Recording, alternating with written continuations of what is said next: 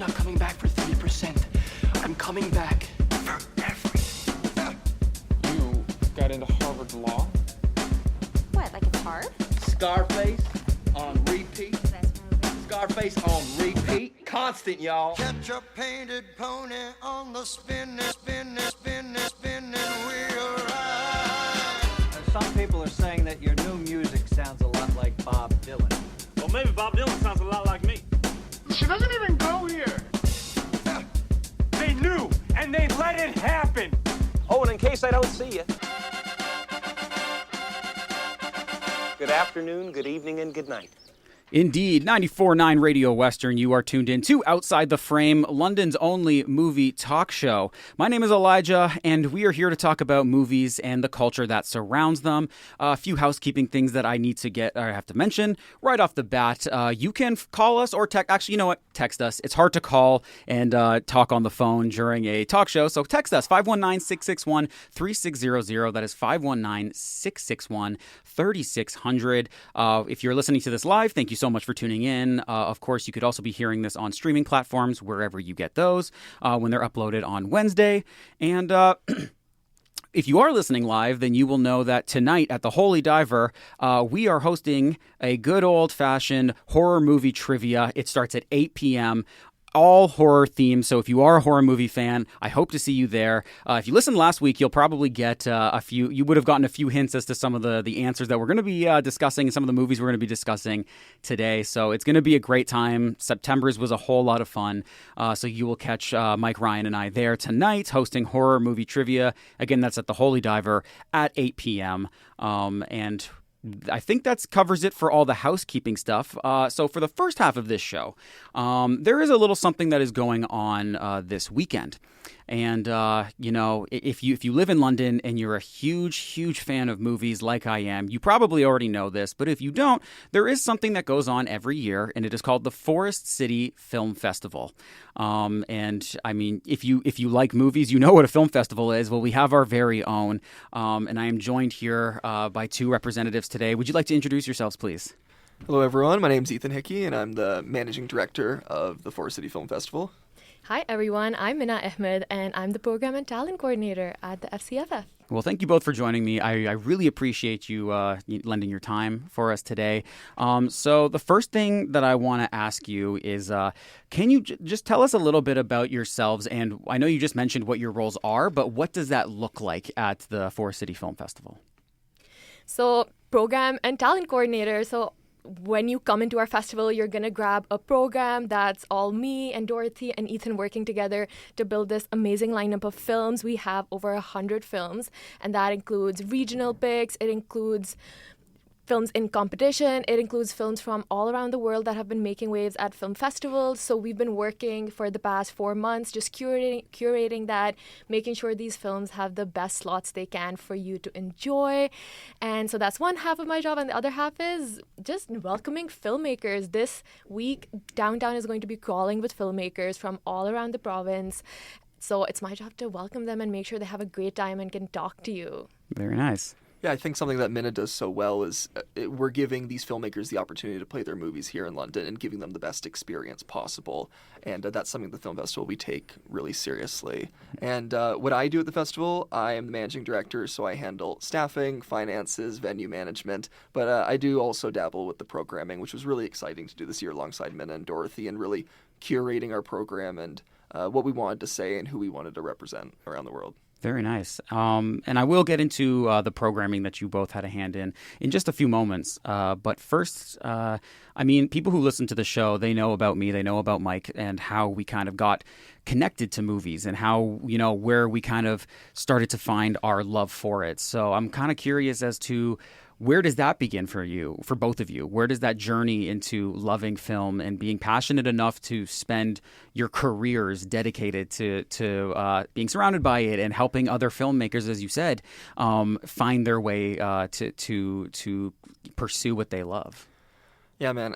So I'm on top of being the managing director. I am a feature film director, so I've directed 3 features that have sold domestically, internationally, and coincidentally, I do have my third feature falsehood here, playing at the film festival Sunday, October 26th. Very nice. And yeah, I started at a young age, kind of grew through the film festival. We have a youth film festival as well, which is a high school only competition for Southwestern Ontario. I always say it's the OFSA version of film students, basically. Right. And grew through that, and then into the main festival, and then I was on the board of directors here for a couple of years, and now I'm managing director. So it's been a gradual experience, but yeah, it's fun being on the managing side of the festival, but also on the filmmaking side, where as a filmmaker, I think I have a sense of, okay, this is what I think the film festival should be doing to make sure that we give a filmmaker the best experience possible. And as a filmmaker, whereabouts in your life did you realize, like, where did it click for you when you were like, oh, this is what I want to do? Like, was there a specific movie that you can remember at a certain age, or was it just like you kind of just knew at one point that that's what you wanted to do? Well, my parents named me, so my first name's Ethan, which is named after Tom Cruise's character, Ethan Hunt in Mission Impossible. Incredible. And my middle name is Finbar, which is a ridiculous middle name that my father named me after an indie movie by Ed Burns called The Brothers McMullen.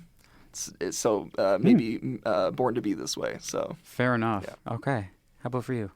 Yeah, so I grew up watching films in IMAX. I was like a spoiled kid and watched all the films in IMAX. So I really fell in love with the theater experience, going with my friends and my family. And then as I started to get more seriously into film, I remember just being a huge like Before Sunrise fan, like Gerwig fan in my teens. And so I decided to study it at university. So I actually graduated from Western this past year. I studied media and film here. And that's when I really got this like critical understanding and perspective of film and the history behind it, and could talk about it and analyze it more deeply. And after that, in film festivals is where I kind of found my niche, because again, preserving that theater experience, making sure everyone has a good time, and also just interacting with indie filmmakers and filmmakers who have poured their heart and soul into their works and bringing them to the light, and finding these, like, every single year everyone has a theme that for the films that they're submitting, there's always like a through line, finding that and really thinking about that. So I think I just like watching films, talking about films, making sure they get the platforms that they deserve. You mentioned that you grew up kind of in an IMAX theater almost, like you just were always at an IMAX theater, which makes me have to question, are you from London? Or because we have an IMAX theater, but we don't have an IMAX theater, like, you know what I mean? So where was this IMAX theater? Like, where are you from? It was halfway across the world, actually, in Lahore, Pakistan. It was the only IMAX in the city, and it was a 5-minute drive from my house. So I think they did that for me. That's so nice. Yeah. They built the entire theater just so that you could, get this passion going. That's incredible. Okay, well, very nice. Now, for people who don't know much about the Forest City Film Festival, or maybe who have just heard of it, have some passing knowledge, can you explain what it is about? What not so much like what your roles are particular, because you've just mentioned that, but just what the goal is of the Forest City Film Festival and what you hope to achieve every year with it. You know, that's a great question, and I think it's best said that we bring film culture to London, Ontario, and we bring London, Ontario to film culture. So we almost do it both ways. And what we do that is we have two sectors where we have our in-competition films, which have to have a connection to the Southwestern Ontario region. So maybe it's the filmmaker that was born here, maybe someone went to Western University, something like that, and we highlight the film here that there's a connection to our region. The other is the Best of World Fests. So these are our international screenings, which are films that played at Cannes, Venice, TIFF, that have won awards, and we have an international programmer named Matthew, whose job is to go to these film festivals and program these films at our festival, and coincidentally, the international films that he programmed this year have swept. Some of them have swept every single major award at TIFF this year. And that was, he did that before that even happened. And we're so proud and excited to have these films here. And we're really excited that a few of these films that we have here at the festival this year are going to probably go on to win a couple of Oscars. Mm-hmm. Anything from... Yeah, I was just going to say there's so much, like as Ethan said, there's so much talent from Southwestern Ontario and filmmakers who are just about starting to make waves, and we have such great regional picks as well, like Nika and Madison. We have Eva Thomas, who's from Walpole Island, and she had her film premiere at TIFF this year. It had a great welcome there. So we have like a great pick of film festival favorites and great regional selections. Yeah. Programming aside, because we will get into that, and we were kind of talking about some of the international just before the show over in our lobby. So we will get into that in just a few moments. But the one thing I do want to get into is programming aside, what do you think is setting what sets this year's festivities apart from like last year's festivities? So this year we have a 10-day festival, which is a huge undertaking and the largest we've ever done. It's for our landmark 10th year. Oh, so, is it not generally 10 days or? No, normally we do 9 days, but we nice. we had such a great selection that we were like, oh, we have to open up another day. So it sounds good as well, where it's like 10 years, 10 days. Like it's a great whole. Mm-hmm. So that's what kind of different is our landmark year. We're celebrating it. So we're celebrating our second Lifetime Achievement Award recipient, David Shore, who's coming to London as well. That's a huge, again, London-born, London-raised industry icon who's coming back. And it's just like, I'm sure Ethan can talk more about this too. We had such great selections this year that our programming is the best it's ever been. Yeah, well, I think the biggest thing this year is the evident appetite of people to come to the film festival this year. Mm-hmm. We're a week out from the film festival, or a couple of days out at this point, and we are selling out our passes, film screenings. We are having to post basically twice a day right now that events are going off sale. We have never had something like this before at the film festival before, and that is just proving that there is a increasing trend and an appetite for film lovers and film culture lovers to come out and see these movies in groups. Very nice. Yeah, I know, and I'm one of them for sure. I mean, I was talking to you outside how I keep procrastinating getting my tickets, and now I'm very scared after this conversation that I might not even be able to go to these screenings. But that is a good problem to have, right? That you know that this is happening, and maybe next year you can add more screenings for these movies, yep. or you can run it a little bit longer, so on and so forth. It's always a good problem to have selling out your screenings, yep. Right? It shows that you guys are doing the right thing. So yeah, I guess we've been kind of flirting with it for a bit now. So we might as well just get into it. The lineup that you guys have, and it is looking really stacked this year. And so there's a few different categories though that I've kind of sectioned these off, and that your organization has sectioned off into as well that I'd love to talk about. The first one I wanted to kind of pick your brains about is the local section. So you mentioned earlier that you have an entire category that's dedicated to simply local filmmaking. So whether it's like filmmakers from London or topics and documentaries that are about members of the London community. Can you talk about some of these films and how they kind of come across your desk and how you go about choosing and selecting some of these? Yeah, so we have 4 categories for regional films in competition, and those are narrative feature films, documentary feature films, short narrative films, and short documentary films. So filmmakers submit to these categories, and we have a great selection of people who kind of watch them and decide which ones to feature in the festival. And yeah, they're all from all across the region, not just from London, even though we have really great London picks, and Wednesday is kind of our Spotlight London on Screen Day, which features a lot of just work from London. But other than that, we have regional picks as well.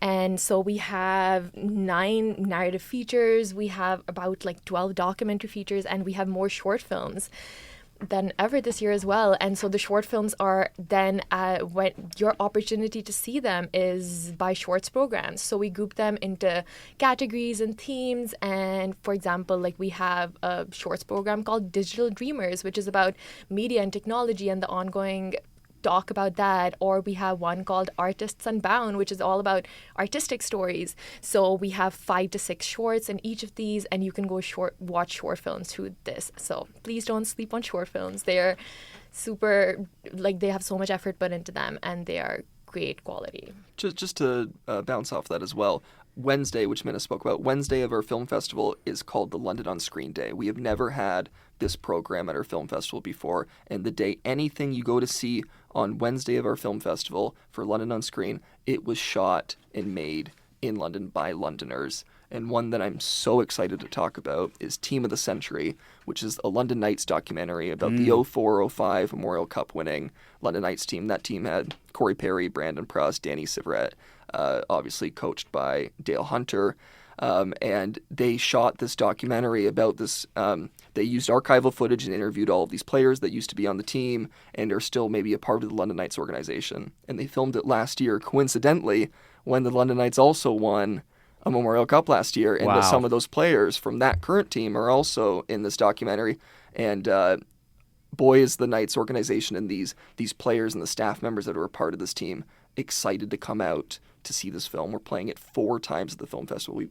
We are not playing anything even close to 4 times, and it is selling like crazy because there are so many London Knights fans that want to relive what an exciting time that was 2 decades ago. Yeah, I mean, that's the thing with local filmmaking, right? And especially at an event like this.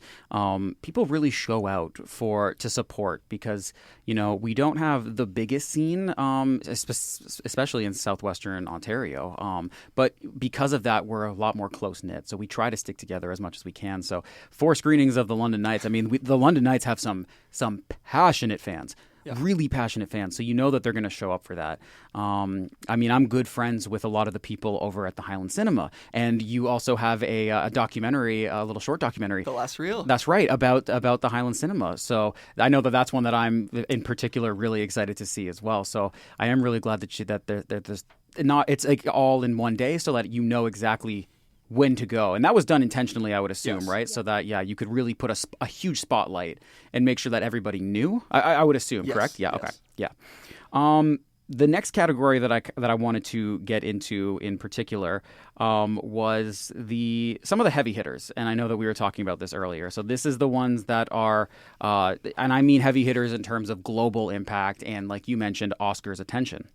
So I know that the Forest City Film Festival, just from looking at the programming over the past few years, has always had a really keen eye for the international picks. Yep. That is something that I've always picked up on. And it seems like a strategic pick. This might not be the case, but it like we were talking about it outside that the shift in attention in the focus onto international films, especially at something like the Oscars, is just getting larger and larger. And I mean, you could chalk that up to a number of different reasons, like Parasite winning Best Picture in 2020. Them opening up who is actually invited into the Academy. So that, it represents a much wider margin of different people. But this also means that the movies that you have and the filmmakers that you have built a relationship with are now eager to play the movies here in London because you've stuck with them for so long. And now it's really paying off because we've got a ton of movies here. I mean, last year you had All We Imagine as Light, which went on to be nominated at the Oscars, and then Flow, which actually went on to win Best Animated Feature at the Oscars. And so this year, you've expanded into even more so. You've got films like Joaquin Trier's Sentimental Value that'll be screening, Park Chan-wook's No Other Choice. You even have the Venice Gold Lion winner. I want to make sure I have this in the right order. Father, Mother, Sister, Brother. You got it. Yeah. Awesome. The new Jim Jarmusch film. So talk to me about the process of selecting these movies, and because by no means is that all of them that came out of festivals like TIFF or Cannes. But what goes into your mind when you're choosing these types of movies to be played at our city? Yeah, so our Best of World Fest programmer, Matthew Downs, that's a Matthew magic, I'm going to say. Because as soon as the festival season starts, as soon as it's time to pick the next year's, he's on it. It's a lot of films that have been making waves at festivals, of course, and that go on to be submissions for international feature Oscars, and also go on to be nominated and win. And he has a pulse on the critical attention that these films are getting. So just seeing what is igniting buzz, what critics are talking about. There are some films that don't go to festivals, but you hear great things about them and you hear that they're a must watch. So it's really just kind of a duality of festivals, critical acclaim, and watching the screeners as well when they come in and seeing if they're a good pick for the festival this year and how they flow with the other films as well. So, yeah, we have 2 Latin American films this year that we're so proud to spotlight. We have, and that was a very intentional decision on Matthew's part as well, we have A Poet, which is from Colombia, and then we have a Brazilian film as well, which is The Blue Trail, which was also at TIFF. And it's just, so there are these certain themes or these certain countries that we do want to spotlight and we are looking out for. And then some of them are just like a good pulse and they go on to win big. That's right. Yeah, well, another one that we have is Nirvana, the band, the show, the movie, which is huge international film. yeah. Well, it premiered at TIFF this year. That's right. And it's by Matt Johnson, who did Blackberry, and it's selling really well, and it's just a good time. And it is an international film. It's in the Best of World Fest category, but at the same time, it is a Canadian movie, which we're really excited to have. And so, yeah, as Mina said, Matthew just programmed all across the board, really impressive movies from all across the world. And there is a proven interest in international movies. And I know we were talking about that out in the lobby prior. Just for some reason, there's a shift, and people in their 20s are coming out to see international movies more and more every year. Right.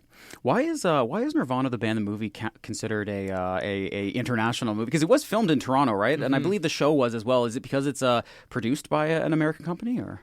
So, firstly, to be in competition, you have to have a Southwestern Ontario regional connection, and so Toronto was not a part of that. And as well, we are calling it an international program, but it is called Best of Worlds Fest. That's the actual category. And so, we have 17 TIFF movies at our film festival this year. 17 movies that premiered at TIFF are playing at the Forest City Film Festival, and a few of those are in competition because they did have a connection to the region. But a lot of those, some of those are Canadian and are still in the Best of Worlds Fest category. Okay, fair enough. That actually does clear up a lot, because I was wondering that. I was playing it through my head as you were answering that. But yeah, that makes a lot of sense. Now, do you guys get to see these movies before they go on to, before, I would assume you have to see them before they get, you guys have a hand in the programming, so I would assume you guys have to, these movies come across your desk, the screeners come across, and you have to see these, correct? Yes, we do, and it's a good thing all of us are film lovers. No So kidding. our nights and evenings are filled with watching the films as they come in and really enjoying them, and then hearing what our selection committee has to say about them. Yeah, I had Cameron Bailey, the director of TIFF, on back in February, and one thing that he mentioned that I'd love to also get your opinion on is he said, you will get the big movies that you'll see at TIFF. You'll get the Knives Out, Wake Up Dead Man. You'll get the Frankensteins. But there's so many movies that come across that you have to love film because you have to watch all of them, the good and the bad. So does that ring true to you guys as well? There's just so many that you have to love, and it is I would assume it helps to be such a film lover because not everybody makes it, right? So yeah, I think there's definitely enjoying the magic of filmmaking as a whole, and yes, every quality of movies come across our table with submissions. There are some, unfortunately, not very good films that come across, but the appreciation of what the effort that goes into that, and everything's a stepping stone. Just because that movie didn't land or communicate the way that maybe the filmmaker wanted it to with us as a film festival, doesn't mean that we're going to know that name and know that this is what they made, and the next time around they're gonna submit a new film and potentially get in and have a great premiere here. Right on. Yeah. Yeah, it's a lot about the journey of the filmmaker as well, because again, it is a community, and we're definitely looking forward to what these filmmakers are submitting. For example, again, I mentioned this, Nika and Madison, Eva Thomas had her previous directorial debut screen at our festival. She had her short film, I believe, screen at our festival as well. So just having her back for that is really exciting. And then also having, for example, a Bao film like Blue Heron, which is a Canadian film as well. And it's Sophie Rambari, and it's her directorial debut, but she has as a filmmaker, she's done a lot of multimedia artistic work that our programmer Matthew has kept track of. So it's a lot about the filmmakers' journeys and appreciating those and understanding where they're coming from as well. Of course, yeah. You get to see them almost blossom as artists, right? You see them from their short film to their narrative feature. It's kind of the evolving journey, watching them grow. That's really nice. That's really sweet. if you two could give me two movies that maybe you haven't spoken about yet, that if you, to anybody listening who might even be curious about this going to see movies in general, but also just attending the Forest City Film Festival, if you guys could give me maybe two movies each, or even one movie each, that you would really love to direct people's attention to, whether it means something personally to you, or whether it's just because the quality of the filmmaking is just so sky high. Yeah, so I'm going to talk about the documentaries because we have an amazing slate this year. So the first one is one of our deep dives. Every year we'll do 2 deep dives, and that'll be a film that tackles issues that we expand on in a post-screening discussion for 20 minutes. We bring experts from the community in. So this year we have a film called What We Carry, and we are talking about what the path to truth and reconciliation tangibly looks like. So it's about Jesse Anthony directed it, and it's about Katrinka Scott and Bracken Burns, who find that their mother and grandmother, respectively, was a residential school teacher. And the documentary chronicles their journey in going back to the community and reconciling that family history with also the impact that it has had on the local community. So that's screening on the second Sunday of the festival. And again, the documentary is incredibly well made, and the discussion accompanying it is also going to be quite impactful. And the second one is also a documentary. It's called Coexistence My Ass. Great title. Great title. And Amber Farris, the director, is actually an alumni of Western University. So we're super excited to have her return to London in that capacity. And it follows the journey of Noam Schuster, who's a stand-up comedian from Israel. And it's her journey in working out what coexistence can look like when one side is dominating the other, and exploring that idea. And I just did an interview with the team today, so there's going to be a recorded Q&A afterwards. So again, it's going to be a great screening, and then you'll get the chance to hear from the filmmakers afterwards as well. So be sure to catch that. Yeah, those are my 2 picks. Well, I got 2 that are both in the narrative feature, one's a documentary and the one's a narrative, and they're both just a really good time. And the first one is Silver Screamers. It's a documentary directed by Sean Cisterna. He's a filmmaker here in London. And basically, he is a documentarian, and he goes to a retirement home and films and directs basically old people making their own horror short film. So he gives everyone a task, boom up, actor, director, cinematographer, and he basically films them making their own short film. What a great premise. Just a brilliant premise. And it is playing at a bunch of film festivals around the world. We're really excited to have it here in London. The crew is from London. And it's just, it's such an easy film to say a 10-second blurb about. It has an elevator pitch that I just think just makes sense. And the other movie to talk about is Race Walkers, which is a narrative feature. It's a indie comedy that is endearing about speed walking, basically just training to win a speed walking race. And it's just, I think it's my favorite movie of the festival. It's just a really feel-good movie. It's 80 minutes long. You're going to go in and you're just going to smile and feel good about yourself and have a really good time. And that's playing on Sunday, October 26th.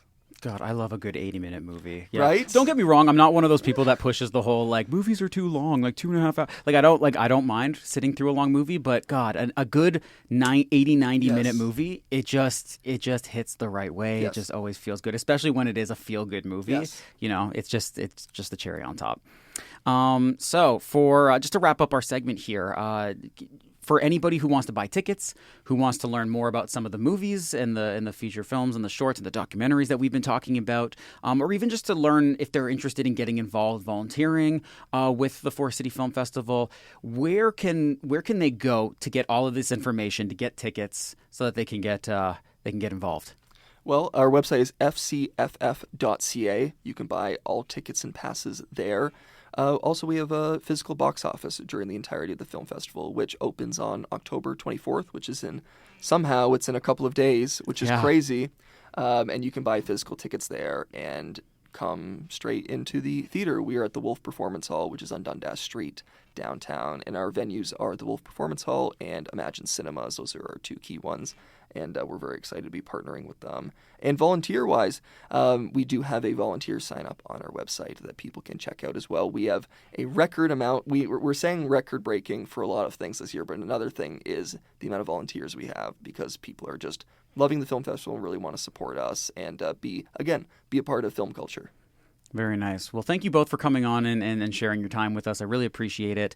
You heard it here. Go to the Forest City Film Festival. It takes place from October 24th to November 2nd. They're screening tons of movies. Get your tickets now. fcff.ca. That is correct. .ca. Okay, perfect. Thank you once again for joining. I really appreciate it.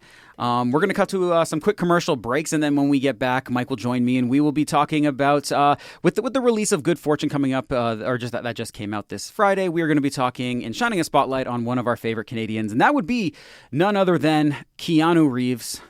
Stay tuned. We will be right back with more Outside the Frame. Keep it tuned in.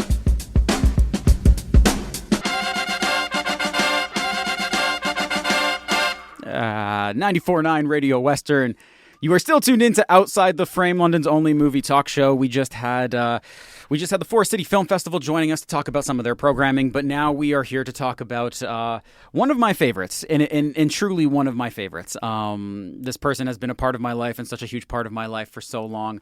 And no, I'm not just talking about you, Mike. Thanks, dude. We are going to start a new segment that is called the Silver Screen Spotlight, and it is about none other than Keanu Reeves, the star of the newly released film Good Fortune that is out now, directed by Aziz Ansari. It's tracking really well. So I've heard. Yeah, I've heard it's doing real good numbers, unfortunately. Yeah, it's pretty rough.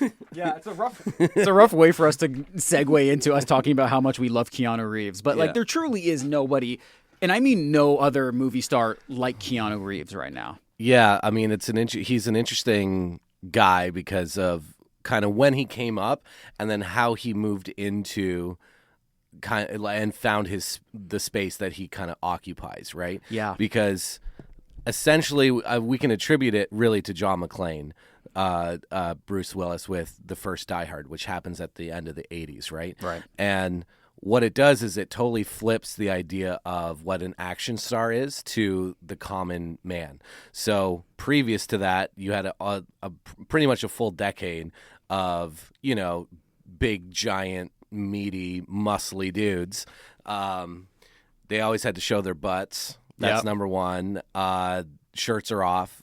Arnold's always carrying something huge. Yeah. So I just rewatched The Running Man. So in that one, he's carrying some. I can't remember. It was like this giant thing. Not and in Commando, it's a tree trunk. That's right. So he's in always Predator. carrying, is it not like a Gatling gun or something like that? Yeah, he has. They're always carrying stuff. They're always jacked, sweaty, and oiled. And oiled, yeah. So then John McClane comes along and becomes an action star, and he doesn't look like that. No, he's in shape, but he doesn't look like that. It's just your everyday cop, And then you fast forward a few more years into the 90s, and Keanu kind of had been around more in the comedy space and had done some other stuff like My Own Private Idaho with Gus Van Sant. He's kind of known in that kind of space. And then all of a sudden he starts doing,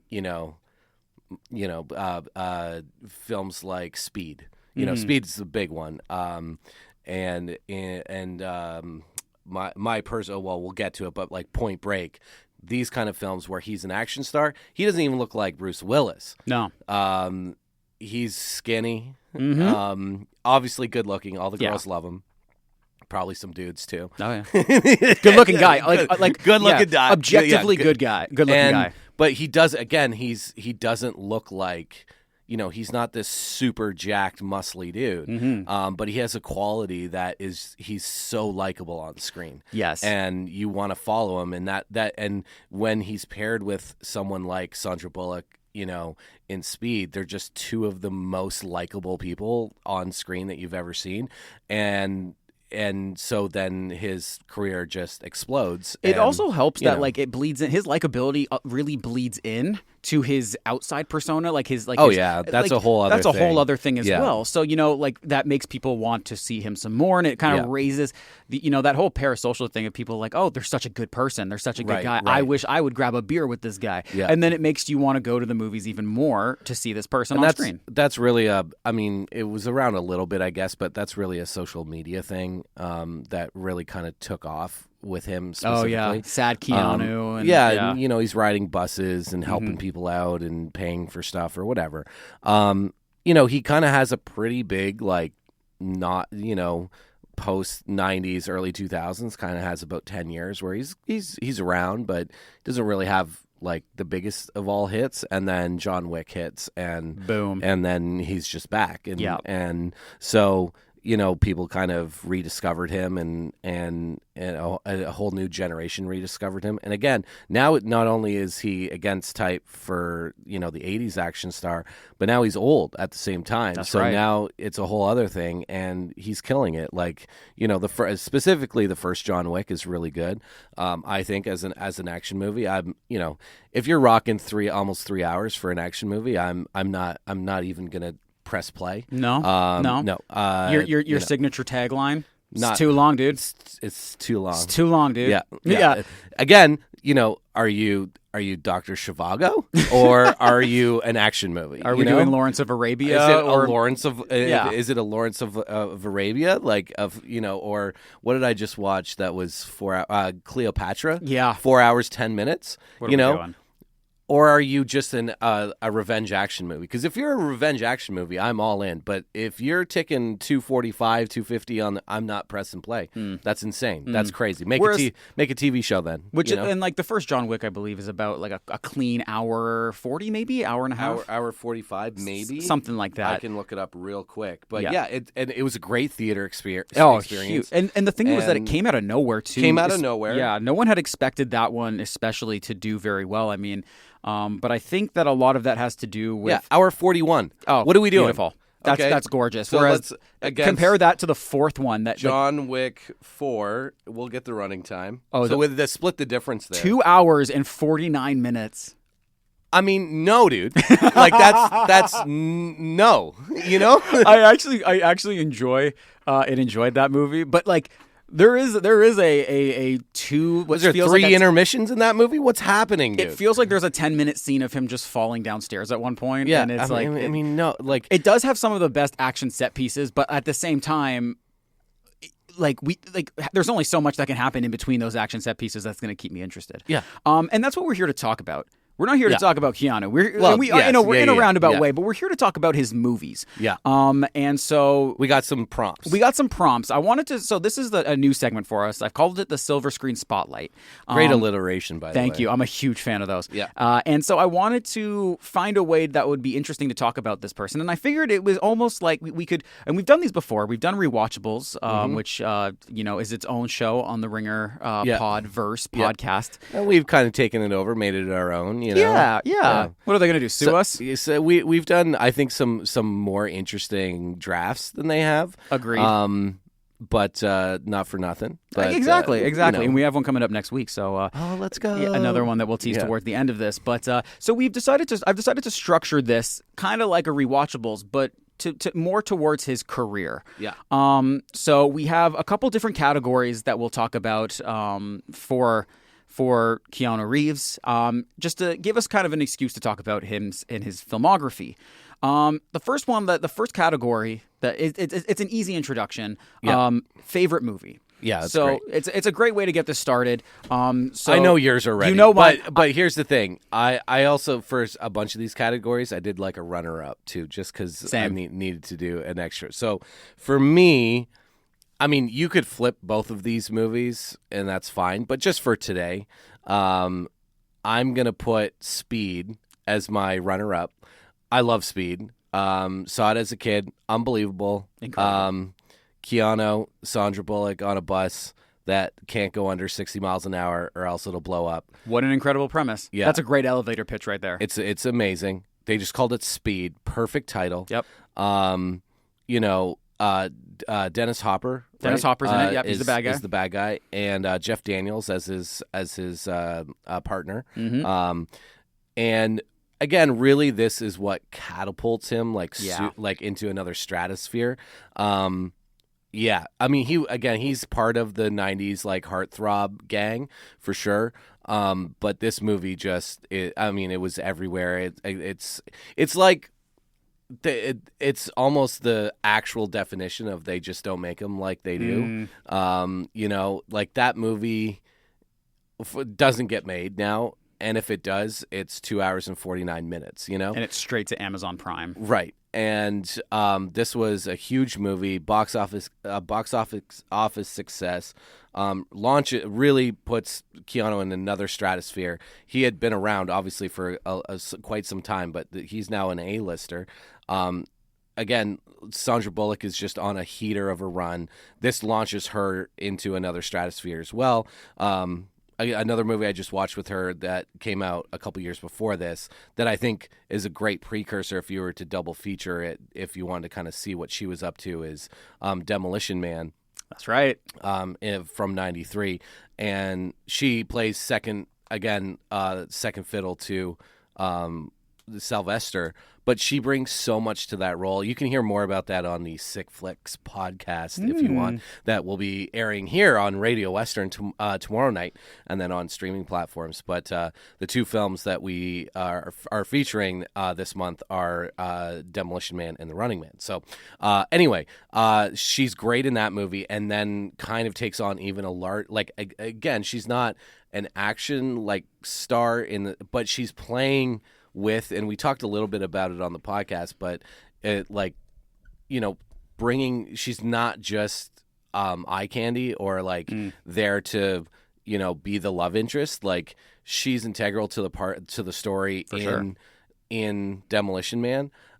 She's our guide through that through the new world, and in Speed, she kind of represents the audience. Like what would you do if you were behind? Because she's driving most of the time they're on the bus, and she's just a person in the. Now she doesn't look like just a normal person. She's Sandra a movie Bullock star. in the night. Yeah, she's a movie star, but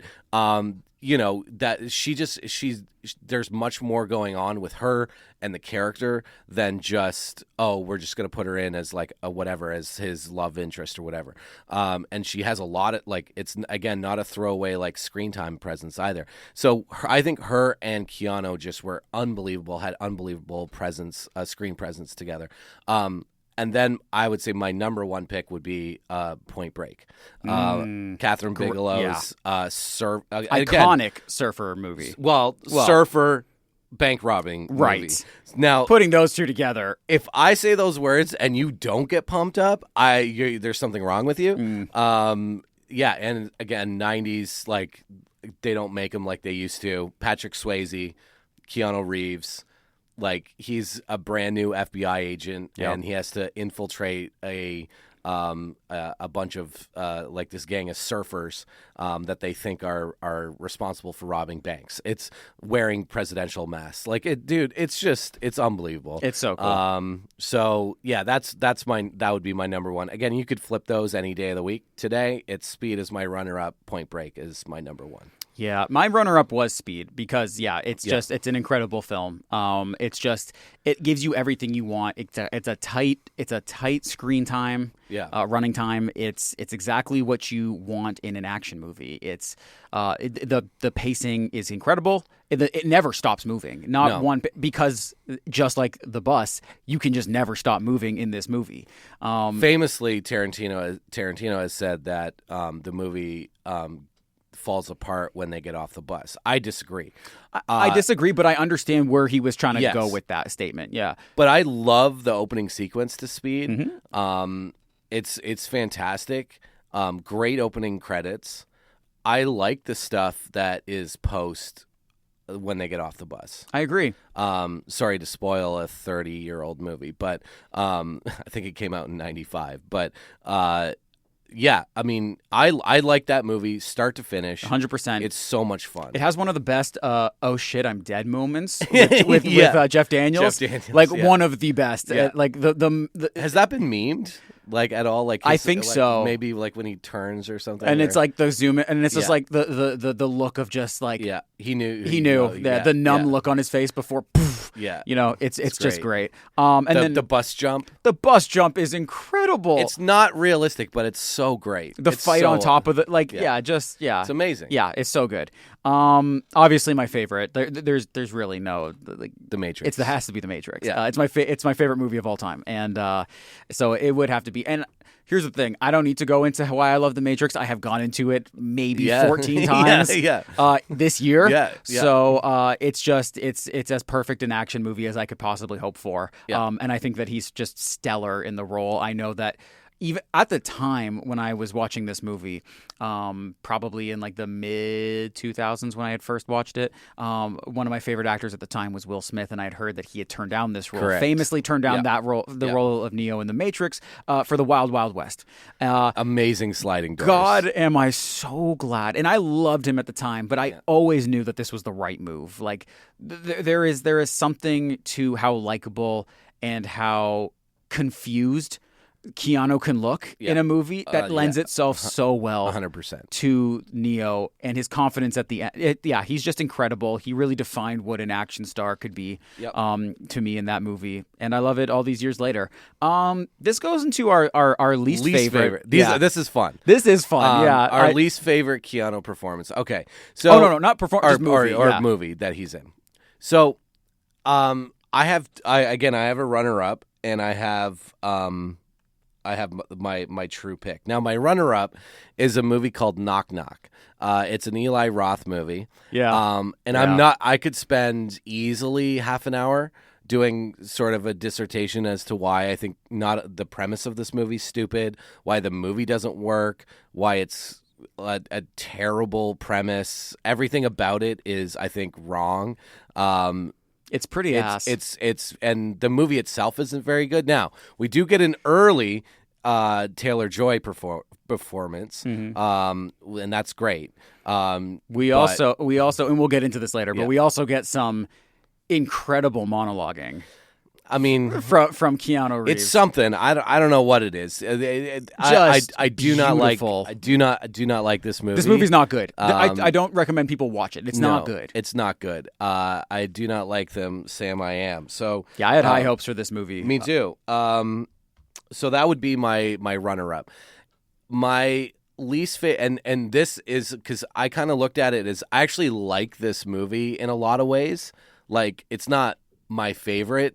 Coppola, but it's in there. I do like this movie. However, he ruins the actual movie. Boy, he's rough. He's very bad. Incredibly miscast in this movie. I don't know what Coppola was thinking. Well, I don't think it was Coppola. As far as I know, it was a studio thing because he had the rising star, heartthrob, put him in the love interest, right? And get all the girls out, right? And he actually ruins the movie and ruined the movie for me for a very long time until I rewatched it and I was like, okay, there's so much great thing. I love all the practical stuff that Coppola's doing, all the in-camera effects.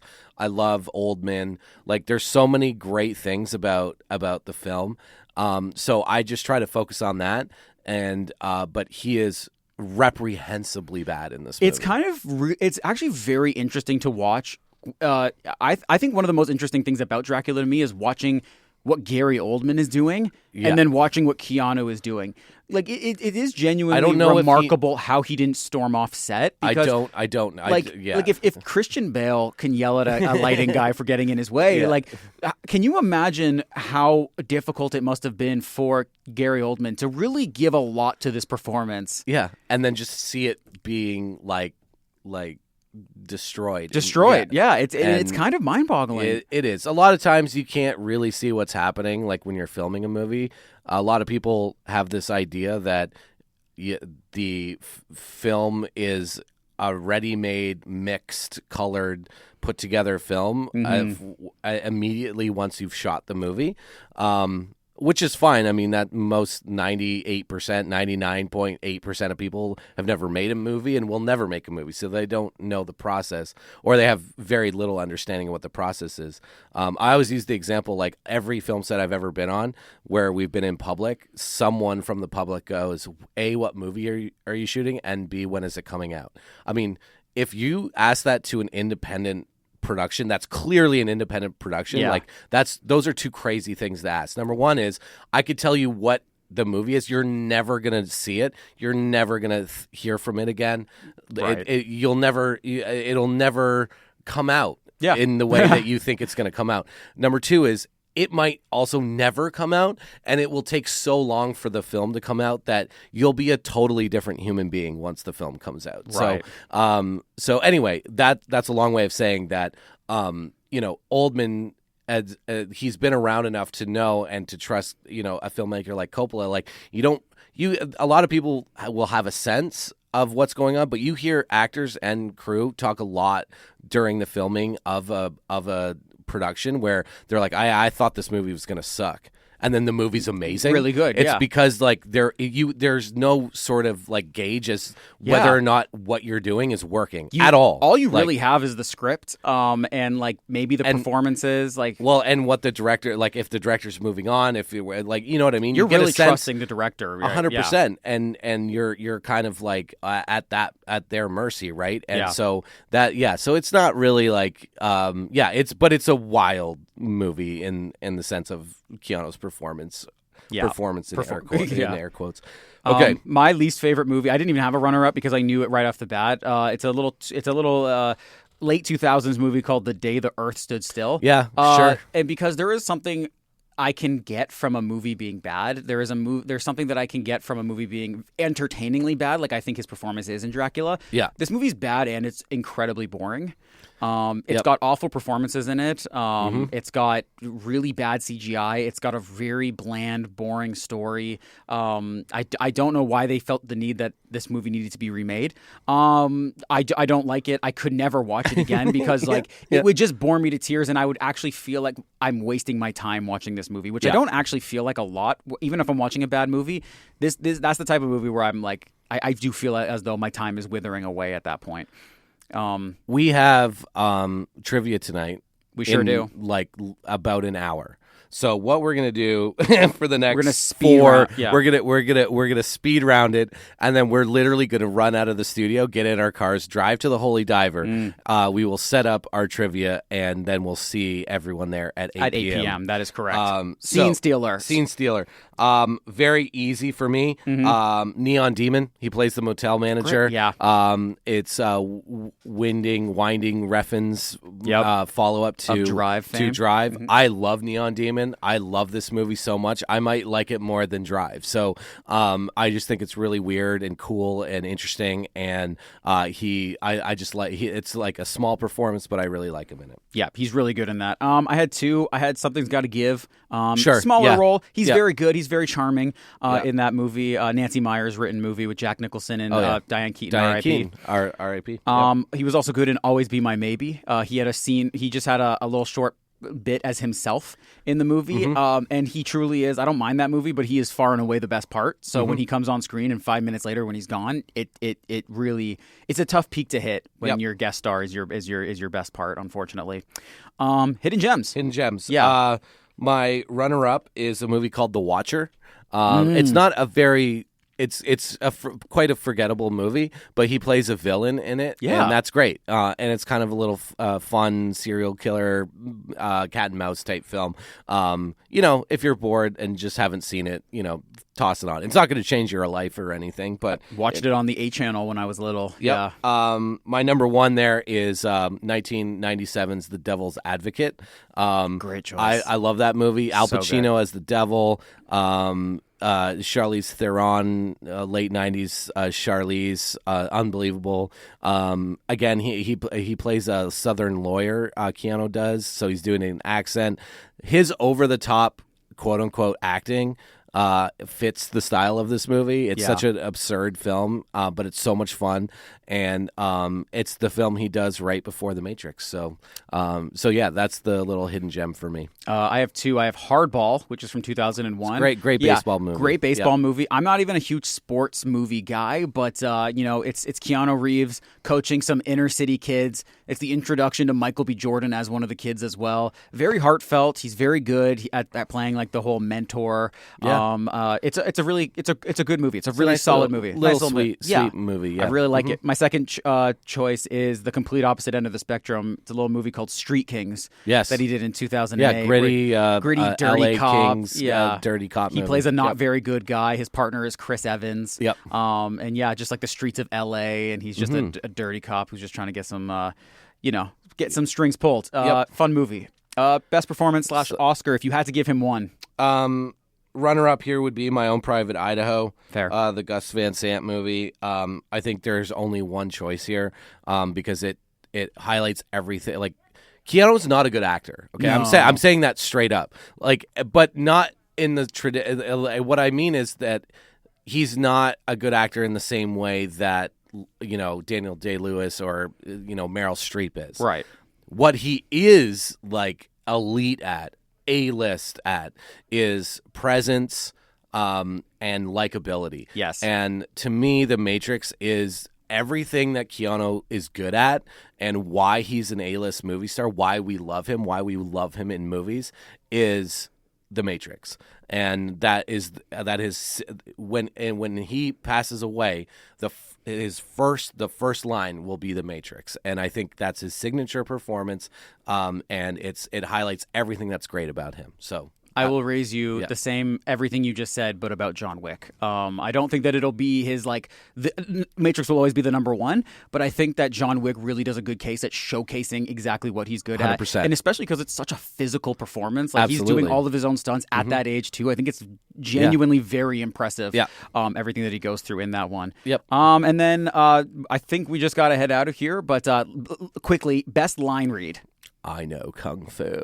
Great. You can't. I mean, he's you could pull some stuff So from Bill and Ted, and you could pull some stuff from there's some great lines in Speed, great lines in the screaming gun bit in Point Break that Hot Fuzz parodies. I mean, he has many. He's got many. But I think I Know Kung Fu is probably the number one. That's a me. good one. I've got I Know Where the Bastard Lives from Dracula. Yep. Incredible. And then I always It Was Free Pizza. Rant from Knock Knock. I think those are just really funny.